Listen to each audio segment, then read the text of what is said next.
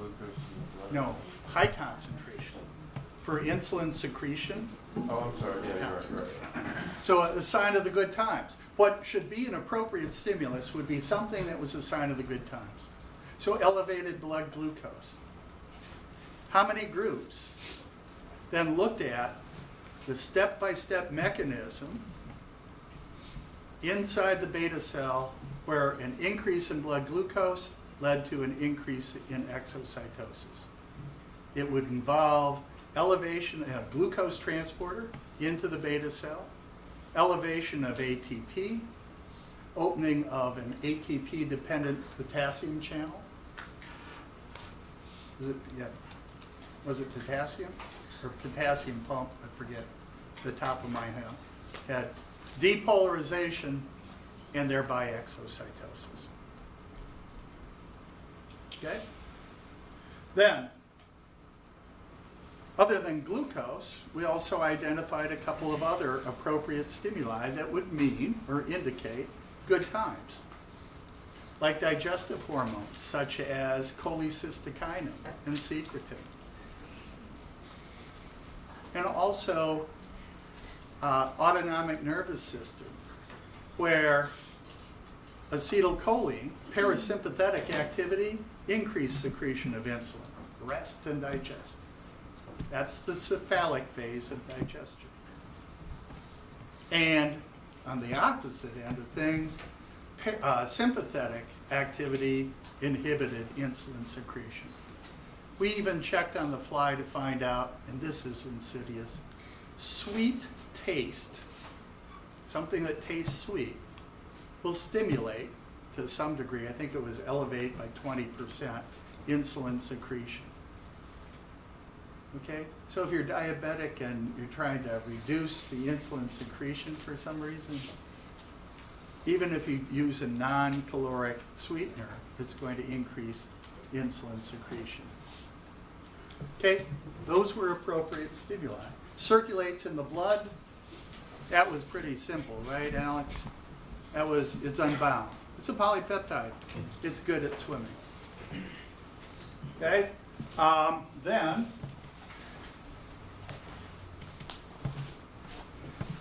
binds to receptors on target cells. Where did you find, in particular, insulin receptors? What are the targets? Liver, skeletal muscle, and fat, adipocytes. And it has different effects on those different targets. In the case of muscle and adipocytes, what's one important thing insulin does?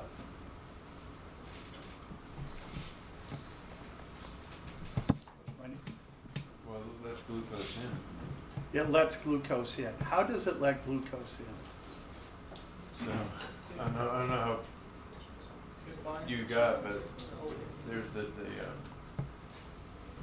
tyrosine Okay, phosphorylation cascade.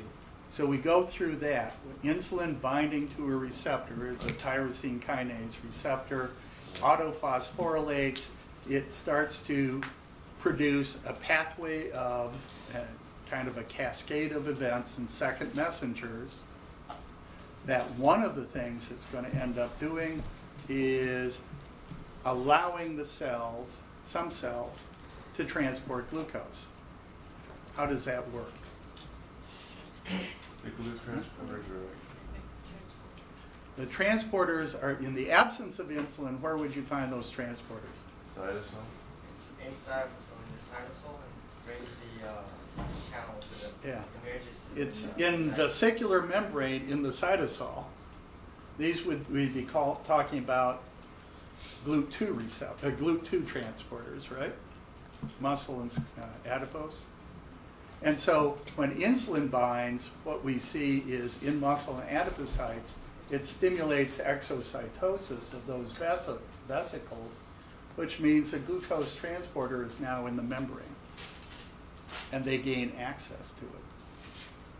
Well, what happens when glucose is gone? When insulin is gone. There's a constant and ongoing endocytosis forming those vesicles. And so As that happens, the only time you're going to find glucose transporters in skeletal muscle or adipocytes is when insulin is causing exocytosis of the vesicles faster than they are being formed by endocytosis. Okay? How in detail should we know each of these pathways and signaling pathways you mentioned? The signaling pathway, I figured this is our opportunity to learn about something a little bit more complex. So be from At most, I got 80 questions that I'm going to ask you about everything that we learn in FLS. So if I do ask a question about it, at most it would be one. But frankly, the odds are against me asking you. Okay.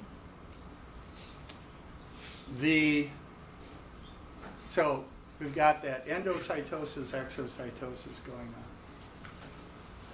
In the case of hepatocytes, they have what kind of glucose transporter? GLUT4. And what does that mean?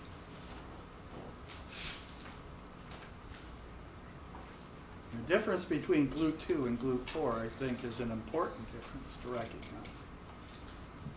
GLUT4 transporters are always in the membrane. They're insulin independent.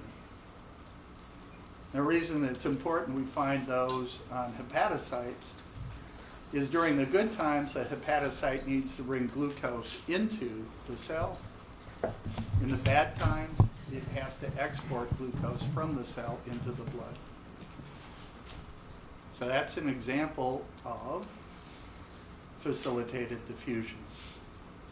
It can operate in different directions based on the situation. Okay, generate second messengers. That's the detail of what's going on. And alter specific activity. So what changes? What changes in the hepatocyte? What changes in skeletal muscle? And what changes in adipocytes? We can get into a really complex, or can't think of the word right now, not complex, but it can really explain what's going on with the disease.